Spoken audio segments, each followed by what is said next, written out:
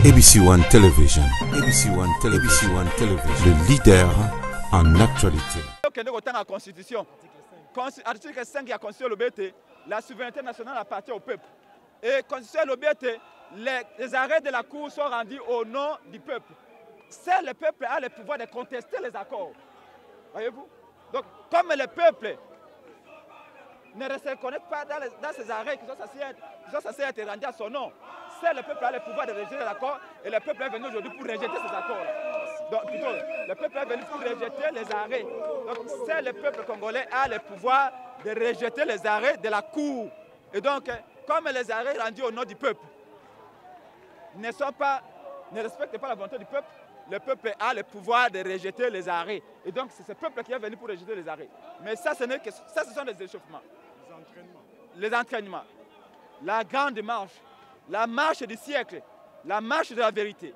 La marche pour la démission de M. Tshilombo. Et le départ définitif de Félix, plutôt de Kabila, c'est le 30 juin. Le 30 juin 2019, c'est la marche générale dans tout le pays. Et cette marche-là, vous verrez, pour la première fois dans l'histoire du Congo, 5 millions de Congolais pour dire que nous voulons voir l'accord que M. Tshilombo a signé avec Kabila. Nous voulons que M. Tshilombo présente des excuses officielles à notre peuple et qu'il déchire cet accord-là publiquement.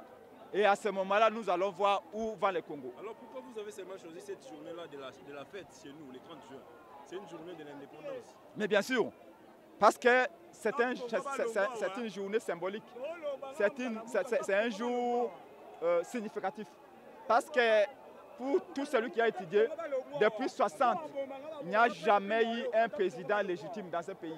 Il n'y a jamais eu de député légitime. Vous n'avez jamais voté Mobutu. Vous n'avez jamais voté Moussé Kabila. Je sais que vous, là, en 2011, vous avez voté Papa Tshisekedi. Ce n'est pas Kabila. Comment Kabila nous a dirigés? En 2018, ici, vous avez voté Fayoulou. Je connais, je sais. Ce n'est pas si longtemps que vous avez voté. Donc, on a des dirigeants qu'on nous impose depuis 60. Et cette fois-ci, nous voulons avoir un président ici de notre volonté, ici de cœur des Congolais. C'est pour cela que nous avons choisi le 30 juin pour faire cette marche historique. Et après 30 juin, rien ne sera comme avant. Ça, nous pouvons vous promettre. Mais une marche pacifique. Merci beaucoup. La souveraineté nationale appartient au peuple. C'est le peuple qui décide qui doit les diriger. Le peuple ne se reconnaît pas à Fayoulou, plutôt à Félix.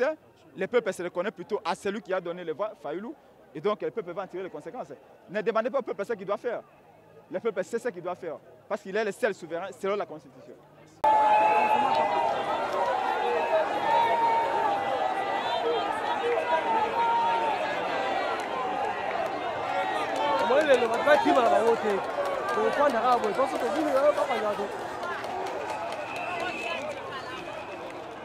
Merci beaucoup. Tous sont impressionnés. Maman, bonjour maman. Bonjour papa. Bonjour Rosalina. Toye ko réclamer ba député ya lamuka wa balongoli bazongisa bango parce que biso le 30 décembre to vota mbula. Batu na biso to vota ki peuple ba député na biso balongoli bango bazuya bango bimana ba defo ba bimaki te batie bango likolo bango ne ba kolomboka. Ndeni yebiki ba bimaki te. Ba bimaki kunda kati makambo. Te kura kati makambo mabe. Tomona ki biso moko na misu toboyi bapaya na mboka oyo toza bana mboka bazongisa Félix amupaya te te aza mupaya te mais ata nana aza na nsima na ye tozomona susu clair te na mboka oyo tozomona ta boma libala wana boma libala akomi ennemi ya population. Akomi ennemi ya population. Akomi ennemi ya population par rapport à Oya Sali a trahi la population. Oyo tozela ki yango te. Tala lelo bango bakumisaki libala. Tango tozela ba vérité des signes ba kanisi to kozwa pouvoir to bansana. C'est ça vérité des signes. Oyo to voter Danen Saf. To voter Raphaël Kibuka ça pour ba lobela. Parce que moni ba o ba sali 18 ans. Ba nioko libiso e pendant 18 ans. To souffri to la linja la Congolais nioko ami. Lelo to zuba lobeli bakati bango na lolenge nini. Ba ça mabe oyo bango basali bazongisa bango basali nini Danen Saf aza molobeli ba miyibi oyo basali 18 ans bango pona nini babimisaki bango liboso D'accord, acharnement, merci beaucoup. Ndeko, les amis, il y a maman, mais on ne peut pas il y a bien pas maman. Les a pas simi makamuto. Les a pas simi makamuto. Mon a na mboka na biso Congo. On a fanda kate na rami na Angola. Mais na regretté trop. Bato to tinda ki na parlement pour ba lobela biso. Peuple mais balongoli bango to ebite mboka ngo cours lobby longoli bango parce qu'il va trouver ba contentieux électoraux au ba kotisa ki donc eza batone ba gagner mais ku ngo papa ozo lo bawana ku wana za kabila eza ku ngo ba sa babilo ba miyibi bato ba sa babilo mo ya soni mingi ya ngo peuple niaso afongola misu biso toza ba d'origine bana mboka oyo kongole niasu kolala tela muka bato to tinda ki na kati ensemble pour na molobeli ya biso ba peuple kaka bango bazolongola eza kitoko te papa bino ba journaliste kaka bino ba journaliste Kabila na biso to ba ndeko na ye akoluka ba ndeko na ye te agena mboka na bango c'est pas Kabila c'est Félix bango na bango Kabila biso to ba ndeko na ye te aluka ba ndeko na ye sona tanza biso tozo regretter makasi na comportement ba juge ya cour constitutionnelle. Comment vous allez inventer pas député à la Mouka, c'est pour quelle raison? Député 10e la circonscription électorale, vous inventez pourquoi? Bozong c'est ma député, on a sauté, on marche chaque jour. Congo c'est la mission surtout. Politique ça pour la mission surtout quand on n'a pas politique. Comment pourquoi Bino Bolivien et Bino votent en place? FCC c'est la Bino ni la Congo.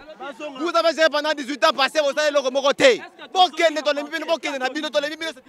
Est-ce que tu zongi na parti et tatonine? C'est-à-dire quoi? Pona bango balingi kaka na kati ya parlement na basala bango na bango. Lokola ba voter ba loi na bango, ba député ne ba ndoko voter ba président. Ya ngoma zonga ba koma 500 bango nyonso. Tala, omoni biso na mboko. To tika kitu aliboso. Tu wa mibale toko tika bango te. Tokufa moi 2011 ngai nazaki combattant na bamba mabanga na bunda pour la mbokolo kwa na kufa kito moi na kati année 2019 bakoboma nga natangi ba classe pasi bana bango balia ba mbongo bana bango ba mikila poto biso tane to suka ale so suki na nga boye na komike on naza pour ayu eza souffrance de to ba suki nga la voter mutu na voter Daniel Nsaf na kata moamba lelo na mona dudu otete na be wapi na peve na mona wapi kota ni mona dudu otete kota ni merci beaucoup merci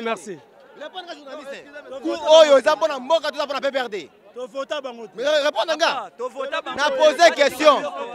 Je crois, merci. Merci beaucoup. On va continuer. Yaka, s'il vous plaît. Hein, voilà, au lobby. Bisaye, soi-disant professeur à l'université, président Kounya Bunga. Boye Bisaye, toyebi ndaku lokola yako kiko sala mibeko o ya tangi sakama na classité. Tozo sala ngosi ko pona ya toyebi ndaku la ye président inconscient, incapable azo pesa loi o yebaka ko kiko appliquer ngote bokende ko Bisaye. D'accord, merci beaucoup. Rokata.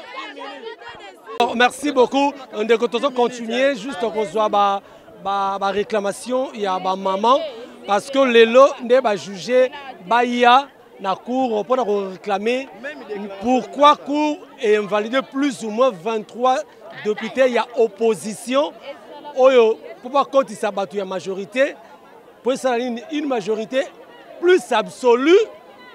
C'est ça le problème. Alors, tous en déco. Boni. Bien, papa. Il y a plus que se réclamer. Ngana zolo ba papa ezalaka te biso to voter ba député na biso comment bango ba ko longolela biso ba député belé boy tozo tuna na président parce qu'il va trouver que ba dossier là peut-être bato ba côté qui va réclamer requête ne ba gagner qui te ezala te papa to ko ndima ngo te tozo sala marche lelo biso ba mama poto ebisa bango ba zong c'est la biso ba député na biso ba zong ça vraiment ba député na biso to li to mona bango to boy na biso mboka na biso to lela ka boy passe na passe changement ezala biso to koma kabo depuis fati aye loko moko azosala ezate to mona ka pasi we banzela ngo tozo mona azosala te to lobi azong c'est la biso ba député na biso to li to mona ba député na biso bazonga. Merci beaucoup. Tous allons nous kuna hein tous allons aller kuna par la merci beaucoup. Choisi conformément à la constitution et à la loi. Vous savez qu'il n'y a jamais eu de tirage au sort et cette cour depuis toujours est en train de se compromettre. Donc nous demandons que cette cour-là puisse quitter le jeu politique congolais et si au moins peut se ressaisir pour confirmer ne fût-ce que le mal qui a été fait par la CENI. Honorable, si vous n'êtes pas d'accord avec cette justice, pardon? C'est bien bon de protester, de s'opposer à la décision de la Cour constitutionnelle, mais est-ce que vous avez cherché la meilleure chose à faire, c'est ça? C'est positif. C'est-à-dire que ce sont des arrêts qui ne sont pas motivés. Or, la Constitution exige que les arrêts soient motivés. Je vais vous donner un exemple. Monsieur Kibuka est un des meilleurs élus de la ville de Kinshasa avec 26 500 voix. Il est remplacé par une personne qui a 640 voix. 640 voix. Comment on peut m'expliquer ça? Monsieur Jean Goubal, de la liste dynamique de l'opposition, cette liste a 19 000 voix. Il est remplacé par une personne qui n'a que plus ou moins 4 000 voix. Comment on peut m'expliquer que M. Daniel Safou, dont la liste a plus de 10 000 voix, et Safou a 6 000 voix, il est remplacé par une personne qui arrive à peine avec 1 000 voix. C'est inadmissible, à moins qu'on me donne que dire que ces calculs tombent du ciel. Donc, le peu qu'on peut faire, c'est de dire, bon, nous nous sommes trompés et que nous avons commis des erreurs matérielles, nous corrigeons. Mais on ne peut pas. Sur 33 arrêts, vous avez invalidé 23 membres de l'opposition, dont 8 du MLC. C'est inadmissible. Est-ce qu'on a côté à la maïman?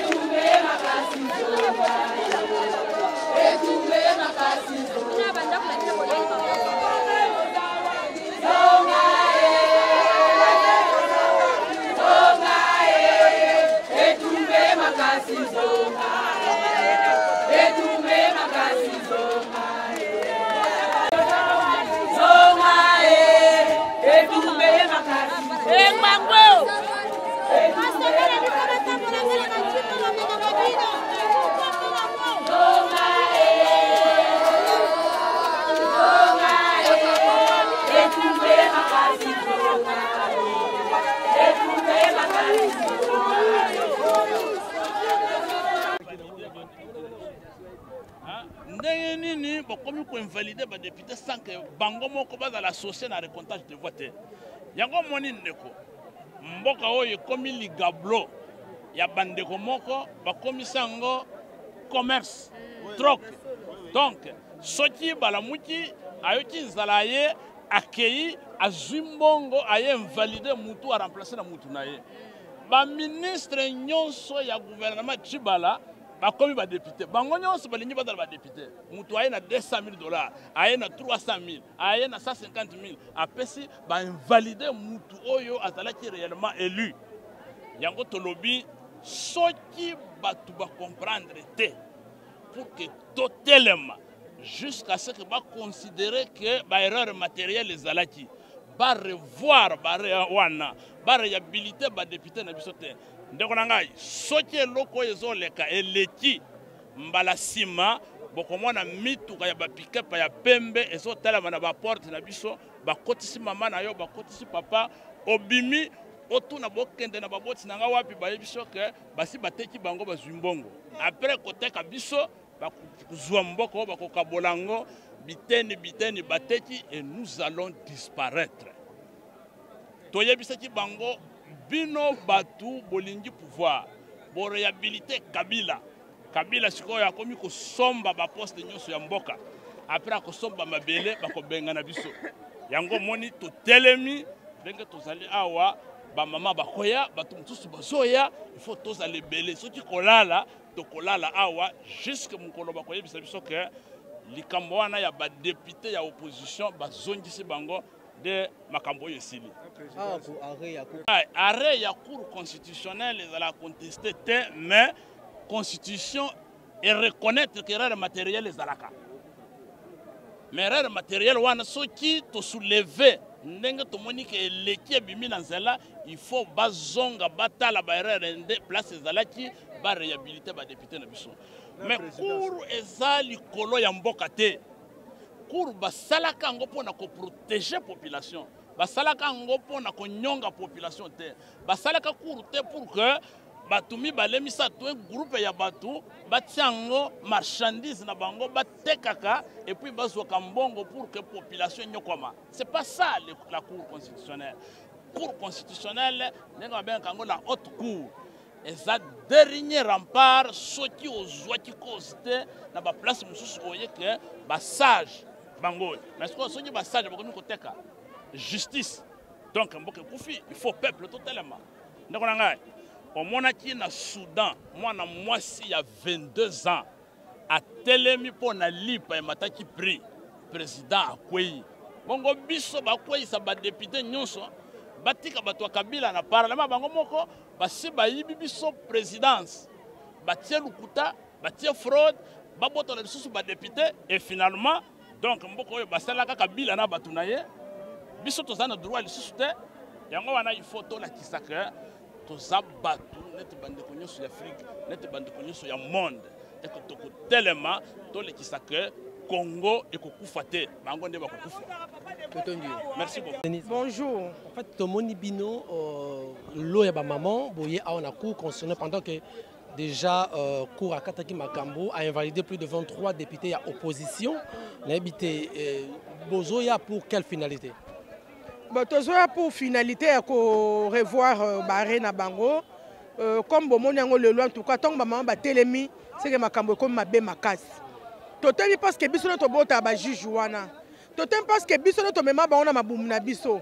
Totem pour ce maman telemi parce que to moni mbebe leki makasi, mabe za koya makasi, ndo mon tolobi le lobiso ba maman to telema to loba. To loba nini? Bah conduit à cour constitutionnel, bah mais quand on revoit des décisions parce que c'est faisable. Bah on va dire que non, un arrêt c'est inattaquable. Non, c'est pas inattaquable. Tu aurais même quoi attaquer on se dali na kati mbeba. Les autres sali marche, tu as ton money, tu quoi attaquer on tout en récontant le voir. Donc bah administration bah PV. Parce que tant que tu qui m'a pronommé, moi j'ai été candidate pour mon chemise d'angaï, il y a toujours 3 PV bah après les élections. PV moi qu'on a niveau national il y a qu'un cour constitutionnel. PV moko qui est dans la direction nationale à CENI, PV moko qui est dans la direction provinciale. Donc je suppose que la Cour concerne tous les PV possibles par rapport même à ma candidat. Tolingi ba PV bima. Total la vidéo, total la voix. Ceux qui vont remplacer les députés de Bazali na kati à droit, il y a conseillé par rapport à tout en ayant tous ces PV, la Cour a jugé bon que baton ba quoi? Non, la Cour a tenu compte à ma PV. Si on a tenu compte à ma PV, sinon nos députés, la Mouka devaient maintenir leur siège. Et là, on a prouvé une assurance que ça c'est la corruption. Corruption tout simplement dans la salle lecture.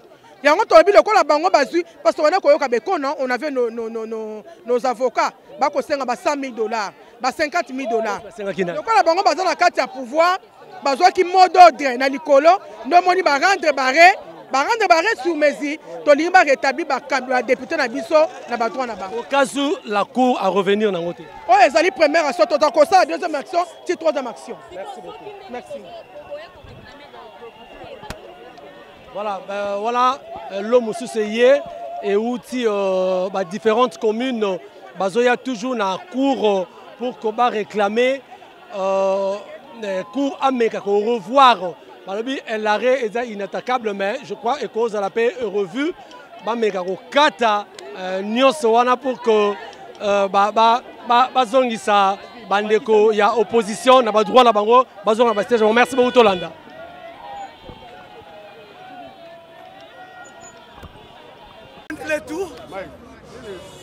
Je suis prêt de mourir. Aujourd'hui les étudiants. À la face du monde, je suis le citoyen de l'Inikin. On a pris tous mes biens, je suis le coordonnateur des jeunesses, des collèges, des étudiants. Réseau à qui vous m'écoutez.